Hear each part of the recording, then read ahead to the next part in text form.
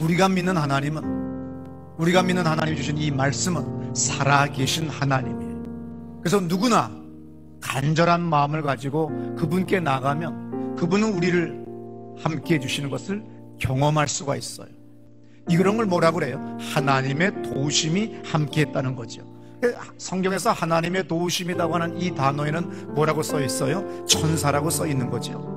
그러므로 우리 인생의 신앙생활이라고 하는 것은 그냥 내 의지, 내 신념으로 내가 신이 있을 거라고 믿고 그분께 그냥 비는 거다 이렇게 나가면 안 되는 거예요. 우리의 기독교는 뭐예요? 하나님이 먼저 나를 사랑하고 나를 선택하셨어요. 그분이 이 세상 만물을 다 만드셨고 주관하세요. 그분이 또한 천사들을 우리에게 보내셔서 도와주세요. 이것이 경험이 날마다 있을 때 그 삶을 우리는 뭐라고 그래요? 형통했다고 그래요. 어려운데 그 어려움을 잘 극복하고 나갑니다. 그걸 뭐라고 그래요? 돌파했다고 그래요. 내 힘과 의지와 능력이 나를 돌파시키는 것이 아니라 하나님의 천사가 나를 돌파시켜 주었어요. 그러면 항상 하나님의 도우심이 우리에게 있어야 됩니다. 그러면 그 하나님은 우리가 주 앞에 간구하면 그 하나님은 우리에게 천사들을 보내주세요. 창세기 16장 7절부터 13절에 보면 하갈의 이야기가 나오는데, 이때 하갈이 아브라함으로부터 쫓겨나서 내일 일을 알 수 없고 오늘 밤을 알 수 없는 그런 막막한 인생 속에서 천사의 도움을 받죠. 그때 뭐라고 그래요? 나를 살피시는 하나님. 그때 하나님이 직접 역사하지 않았습니다. 하나님이 천사를 보낸 거 이해 안 되세요? 성경의 히브리 사람들은 그걸 하나님이라고 부르지만 천사예요. 왜? 아담과 하와의 범죄함으로 말미암아 하나님과 우리 사이는 단절됐어요. 그래서 하나님이 함께 할 수 없습니다. 대신 하나님은 천사를 보내십니다. 이미 그때 단절됐기 때문에 그 이후의 모든 건 다 천사예요. 창세기 22장 11절부터 보게 되면 이삭이 희생제물을 바치는 장면 나오고, 그때 또한 천사를 만날 때 이 천사의 이름이 말라크입니다. 출애굽기 3장 2절부터 6절에 보면 모세가 불붙은 떨기나무 속에서 만난 천사가 또 이름이 히브리어로 말라크예요. 민수기 22장 22절에 여호와의 사자가 그를 막으려고 할 때에 그 사자가 말라크예요. 창세기 31장 11절에도 보면 꿈에 하나님의 사자가 여기서도 말라크입니다. 그 다음에 에집트 장자 재앙을 내릴 때에도 천사가 하는 것이지 하나님이 직접 사람을 죽이고 살리고 하는 일을 하는 것이 아니라 항상 하나님의 손과 발이 되어 나가는 거죠. 누가복음 1장 19절에 보게 되면 신약 성경에서 이름이 나타나는 천사가 가브리엘이에요. 가브리엘은 대개가 기쁜 소식을 전할 때 이 천사가 많이 등장합니다.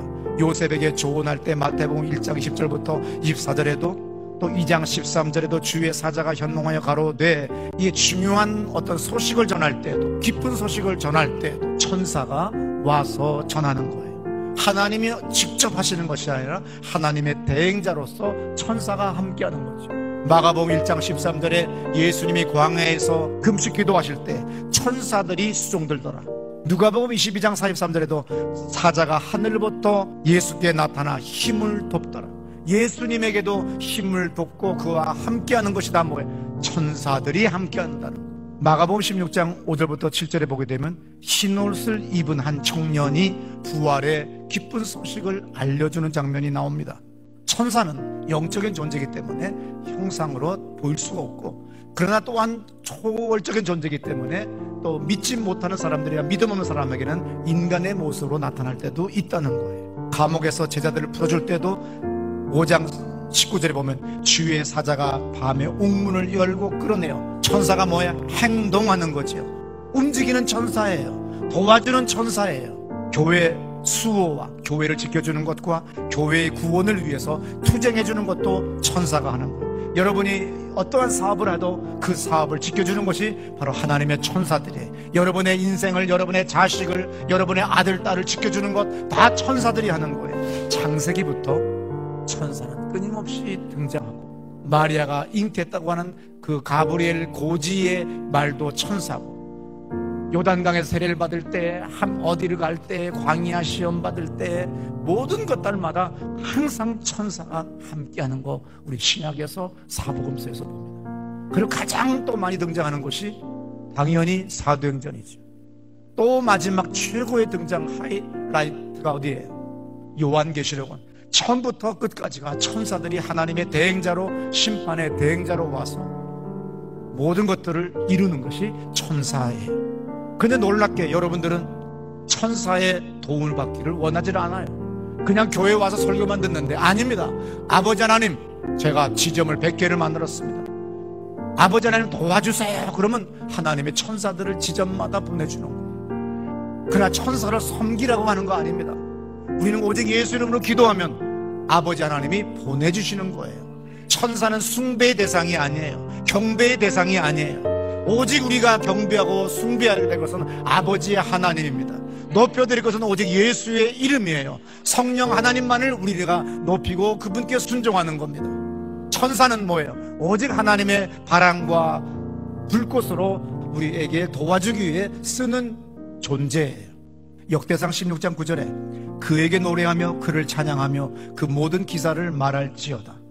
역대상 16장 13절입니다. 온 땅이여 여호와께 노래하며 그 구원을 날마다 선포할지어다. 역대상 16장 11절의 말씀입니다. 여호와와 그 능력을 구할지어다. 그 얼굴을 항상 구할지어다. 역대하 7장 14절의 말씀입니다. 내 이름으로 일컫는 내 백성이 그 악한 길에서 떠나 스스로 겸비하고 기도하여 내 얼굴을 구하면 내가 하늘에서 듣고 그 죄를 사하고 그 땅을 고칠지라. 하나님께 영광을 돌리고 하나님 아버지께 예수 이름으로 기도하면 하나님은 천사들을 유학 가고 군대 간 우리 아들 딸들에게, 우리의 모든 지점들에게, 우리의 점포들과 나의 차량들에게 함께 하십니다. 그분은 전능하기 때문에 무생물에게도 함께 하십니다. 강아지에게도 함께 하십니다.